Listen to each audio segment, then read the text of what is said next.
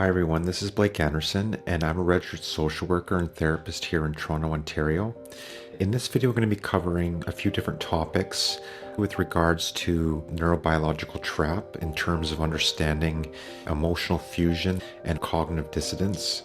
I'll be talking about aspects of intentionality in terms of the narcissist, particularly within a family dynamic. My name is Blake Anderson, and I'm a registered social worker and therapist here in Toronto, Ontario. And I have over 14 years of collective experience as a registered social worker. So stay tuned as I cover a topic in this area. A lot of my clients navigating this situation with their narcissistic parent or parents find themselves in a double bind.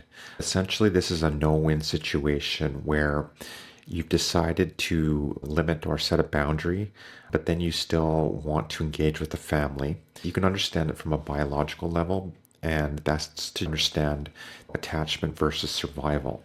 So this is just the way in which there's a neurological or neurobiological circuit that is basically getting hijacked in the situation. So it's difficult because you're basically in this level of neurobiological entrapment. So that's like the double bind. You're caught between two evolutionary imperatives.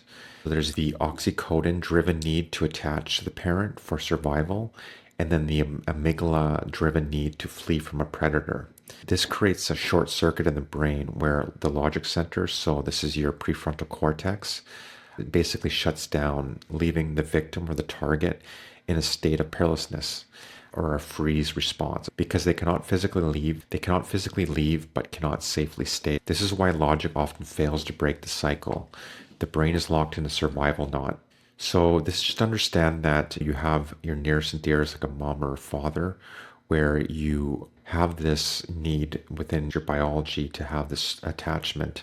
And this is someone that has a level of character disturbance.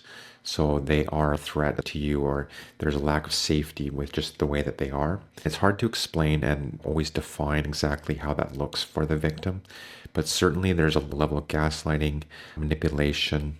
Some people talk about this black hole just in terms of this predatory nature of the character disturbed individual. They basically suck you into this vortex and erase your identity. But this is obviously your family or your parent. You've been trauma bonded from a young age. And if you're older now and an adult, you've been conditioned for so many years within this trauma bond and this no-win situation. It's likely that there's been this neurobiological hijacking of your system where you're in this fight. You basically can't fight and you can't flee. So you are in this freeze response essentially. And I want to talk about the difference between toxic shame and healthy guilt. It's crucial to distinguish between these two because healthy guilt signals we have violated our own values, and toxic shame which is implanted belief that we are fundamentally bad. In narcissistic families, guilt is not a byproduct of conflict, it is the designed outcome. The narcissist often refuses to carry their own shame and accountability. Instead, they project it onto the most empathetic family member. So this is often the scapegoat. And you end up feeling guilty not because you did something wrong, but because you dared to have a boundary or a separate self. You're carrying the emotional baggage they refuse to hold. It's normal to feel guilt when you've done something wrong. But in these family systems, when you set a boundary and act as a separate self, and this can be in a variety of different ways, simply sometimes having your own strong opinion or identity. I was recently speaking to someone just about growing up. He always was being criticized and bullied by his family, by his brother and his parents. And he would stay to his room, but he wouldn't even have objects in his surroundings like a poster because he always found he was attacked for it. So he just, I guess growing up now, sometimes it's hard for him to find himself and have an identity in some sense because he was always attacked for that. So that's just a way to understand that people operate these family systems. And another distinction you can make is between a neurosis versus a character disturbance. We often make the mistake of projecting our own psychology onto the abuser. I'm going to use the word neurotic, so that's a clinical sense. A person who has high conscientiousness and high anxiety typically. So they're constantly asking themselves, did I say something wrong? We assume the narcissist does the same, essentially. We see the world as we see ourselves. When we're younger, it's likely we're more naive and we think someone's just lacking insight. They obviously mean, but perhaps they're just traumatized or something happened to them, which led them to be this way. We're always looking for a cause, and we have a tendency to give people the benefit of the doubt and believe they're just lacking insight. According to some more recent research and experts such as Dr. George Simon and Dr. Salerno, these experts would consider that there's actually, at least according to Dr. George Simon, he explains that character distorted individuals operate with a conscience gap. They are not plagued by self-doubt the same way a neurotic individual is. And you could take an internalizer, or you could use other words than neurotic, but it's typically, I like to at least understand it from that lens, because you can understand that typically a neurotic individual has some form of anxiety or depression based off of being on the receiving end of this narcissistic or difficult personality. They might have their own temperament and their own mental health that's independent from the social situation or the family in which they're on the receiving end of. But it's usually the case that there's at least a strong component, maybe even more than 50%, due to being around these individuals. According to George Simon, the neurotic doesn't have this conscience gap where they are plagued by self-doubt. The narcissist has a high level of entitlement. This is a defining feature of the narcissist. When you explain your pain to them, they don't see it as a plea for connection. They view your empathy as a weakness to be exploited. I've heard from many of my clients who say they open up to their parent, or their parent is hurting them. This could be in the place of there being this incident where they're very angry and they have been regressed, in the sense of, you take like the dual mothership model, but essentially you're around the narcissist parent and they are in some sense likely manipulating you, or there's some trigger that occurred and you're dysregulated. Often a malignant narcissist will smile or show some pleasure exposing you. This is just to understand that they are reading you and you are in some ways pleading to them to stop or show some empathy, but you realize that they don't have this. That's typically a sign that you're dealing with a narcissist. For the child part of yourself, it's devastating because, again, it goes back to that double bind and that neurobiological and aspect of our brain. Essentially, it typically will be very much confused, and there'll be this cognitive dissonance. And if you take Dr. Salerno, there will be this like a psychological fog that likely will be occurring. But basically it's recognizing that they simply do not care in the way that you do. So this is the first step in stopping the projection, and that's key to understanding this. A way to also understand is the intentionality of aggressions. A common trap is believing that the abuser doesn't know what they're doing or is out of control. But you have to look at the evidence. And I would say even well-meaning therapists often will fall into this trap. And that's what in the book Character Disturbance he talks about. Understanding that, and Dr. Salerno also mentions this, they operate within the insight model or a humanist model, believing that there's a core human nature. There's a lot of literature around personality disorders. There's a DSM. But even then, I think that people miss, it appears like a lot of, at least some clinicians, just the way in which, I guess it's just sometimes they don't have that experience. If you haven't been through it, it's hard for you to necessarily empathize. Certainly training can do a better job of, at least within some schools, to really understand how these individuals operate and the impact it has on the victims. People are coming around more to understanding this, but it's just to understand that even well-meaning, intentional, some therapists just don't focus in this area. So you talk with a friend or somebody and they just don't get it. But certainly if you've been through this, you have an understanding that it's not due to a lack of insight, typically, because at least according to Dr. Salerno and this book, Character Disturbance, they would just say that they are more intentional and they actually mean to do harm. You can understand the evidence in the sense that they will be charming to strangers but cruel to you. They'll be able to turn it on and off depending on circumstances. So some of my clients will describe that, where they will be maybe baking bread for the neighbors, doing some chores, or spending a lot of effort helping someone else in the community, but then or asking for just some basic maybe support or just want to be heard. but they can't even provide that for you. So this is just to understand that narcissist has selective competence. So they possess self-control and they simply choose not to use it with you because they don't fear the consequence. And their aggression is instrumental. So it's a tool used to remove obstacles. If you set a boundary, they see it as obstructing their control and use rage or guilt to dismantle it. I want to talk about cold versus warm empathy, the notion of data mining, and also Sam Vaknin's term snapshotting. And so we tend to think narcissists have no empathy, but the reality is more dangerous because they often possess cold empathy or cognitive empathy. So they know what you feel, but they don't feel it with you, essentially. They use moments of connection to data mine you and to data mine your vulnerabilities. It's likely that throughout your life with your mom or your dad or with a sibling, you were looking for that connection. You thought you were in the orbit and to some degree the illusion, right? That you're in a loving, caring family. And although you maybe acknowledge or recognize that there's some issues in your family or there's something off, maybe from a very young age, perhaps this is more intuitive or just something you've always felt. But at the same time, you were under the impression that you could have that emotional, psychological connection with your mom or your dad, all while the narcissist was scanning you, reading your vulnerabilities, and data mining you, essentially.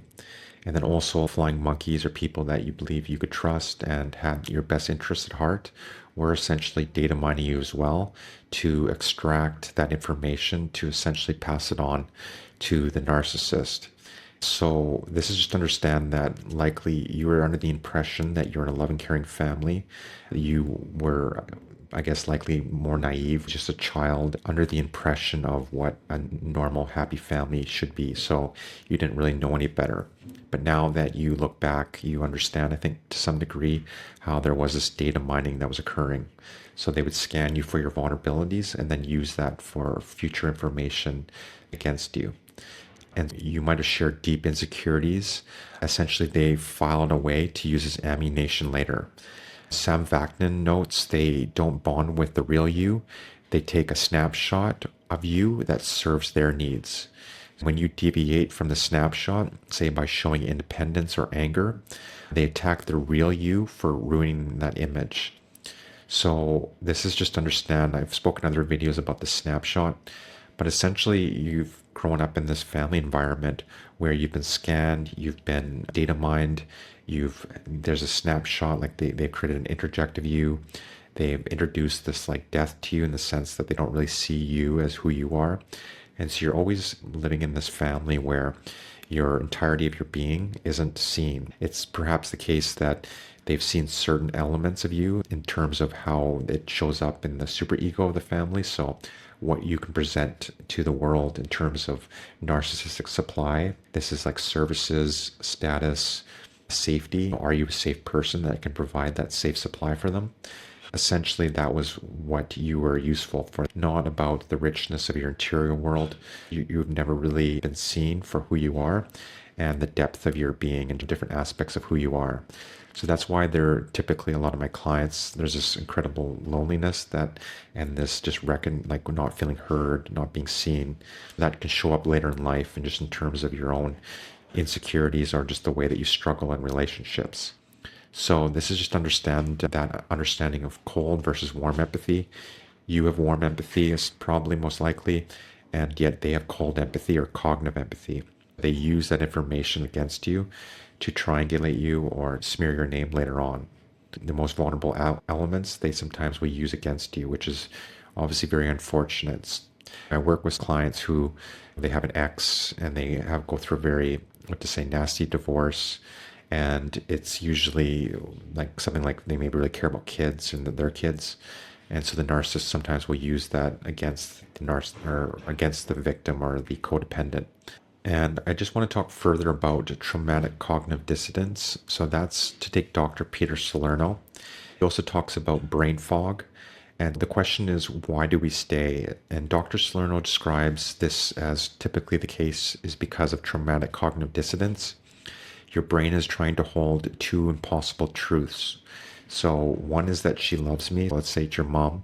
Your attachment system is saying this, but at the same time, you're saying she's dangerous. So that's your amygdala.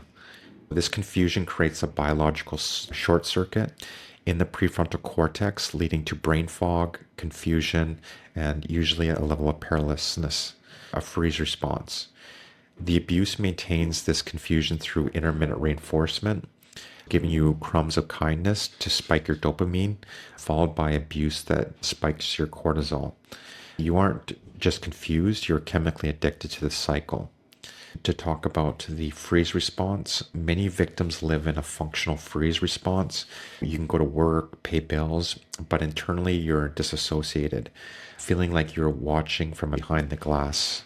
There's this sense of never feeling fully embodied in one's life. There's a certain survival mechanism or numbness that is occurring typically. You can't just think yourself out of this. You have to recover from a bottom-up approach. So that's processing using breath work, humming, or movement to signal safety of your vagus nerve and bringing your body back online. So like sometimes I often will see clients just out of sorts in my office. They will say certain things that like they'll be usually very scattered. They will be outsourcing their reality testing to the narcissist or constantly be guessing what the narcissist has to say. And I've spoken about other videos about this, but because the narcissist is semi-psychotic, you're essentially outsourcing your reality testing to someone that's got this character disturbance. And it leads you to have a level of this traumatic cognitive dissonance. And your body, your anxiety, your depression is usually out of sorts. And so it's really about getting back to that baseline. The thing is with complex trauma, and I've spoken with some of my clients about this, just there's Dr. Bruce Perry. And so I actually attended one of his lectures when I used to live in Calgary, Alberta, here in Canada. And Bruce Perry talks about the brain of children that have been highly neglected or abused. And I usually a lot of my clients aren't maybe necessarily having extreme abuse in that sense, where like the brain would show that overtly. But there is likely the case that if you've been in these homes of having adverse childhood experiences and complex post-traumatic stress, it's this slow drip, right? This Chinese torture of this slow drip that occurred throughout time. And there's usually no gun, like there's no smoking gun, just this atmosphere of being around a narcissistic parent for years. Sometimes there's not always content to your memories, or you might have suppressed a lot of this, but certainly this shows up later in life. By using this bottom-up approach to connecting back to your body, and again, to take the Dr. Bruce Perry, he has a lot of slides or pictures in his presentation, or at least this is what I remember, about different brains and how they're smaller and less developed when being around these environments essentially, or growing up in these homes. So it's essentially by breath work, humming, movement, you can signal certain aspects of your brain, particularly the vagus nerve, the ventral vagus nerve, and bring the body back online. Another way to understand similar dynamics or aspects of this journey is to understand the healing fantasy. So in Dr. Lindsay Gibson's work, she talks about the healing fantasy. You can also understand the hope loop that can occur, or the hope trap. Dr. Lindsay Gibson identifies the healing fantasy as the primary glue holding us in the abuse. It's the child's belief that if they just try harder, explain better, or achieve more, my parent will finally change, is essentially the belief. So this is the logic typically operating with the child who's internalized this throughout their life, and as adults, this likely still operating. This fantasy protects us from the devastating grief of realizing we are an emotional orphan. But as adults, this hope becomes a prison. The turning point comes with radical acceptance. It's realizing the parent is emotionally impoverished and cannot give what they do not have. You stop trying to buy bread from a hardware store. So it's just to know that you manage your expectations, you understand who you're dealing with in terms of your narcissistic parent, or you could also consider emotionally immature parent. But typically, a lot of my clients or the people interested in my content are typically dealing with more typically a narcissist or certainly a personality disorder. And it's by radically accepting that's who you're dealing with. And I think that's to come more from your adult self. But there also is likely still this child part of you that is still holding on to this hope loop or hope trap and healing fantasy. By attending to your child part in terms of reparenting yourself, listening to these younger parts, and essentially being there instead of looking for your narcissistic parent or family to give you that sense of attachment need, you are using self-soothing techniques and coming back to your body, as well as practicing radical acceptance. And growing up in these homes, there's typically the case that you've had the role self and you also have your authentic self. But it's likely the case in order to survive these childhoods that you over-identified with the role self. So the role self is a persona designed to keep the parent calm and happy. So you essentially learn to remove your authentic self, your anger, your needs, your voice, because those things threaten the attachment. As adults, this leads to deep exhaustion and also imposter syndrome because you're basically performing 24/7. So in order to survive these childhoods, you likely developed a role self. So this is a constructive persona designed to keep the parent calm and happy. You have to learn within these families to amputate your authentic self, your anger, your needs, and your voice, because those things threaten the attachment. As an adult, this leads to deep exhaustion and imposter syndrome because you're performing 24/7 essentially. Healing involves slowly retiring this role self and realizing that being your authentic self is no longer life-threatening. This is part of the journey to connect back to who you really are. I would say that it's connecting to your values and just your own interest and your own passions. And I would say it's spending time sitting with yourself, enjoying your company, and getting to know what you're interested in and some of your passions. Typically, the role self, again, is something that's been defined by the family. It's something you've likely internalized. It's likely overfunctioning. So if you're in this malignant normalcy and pseudo mutuality, you're overgiving and giving a lot of yourself in the attempt to not have this severed connection with your narcissistic parent or with a sibling. You take it on your own shoulders and believe that you can control or impact this relationship. So if you just explain things better or operate and act a certain way, then you'll get that need and that love that you've been looking for. But it is essentially coming to terms with grieving this role self, that this isn't who you are and it's not your authentic self.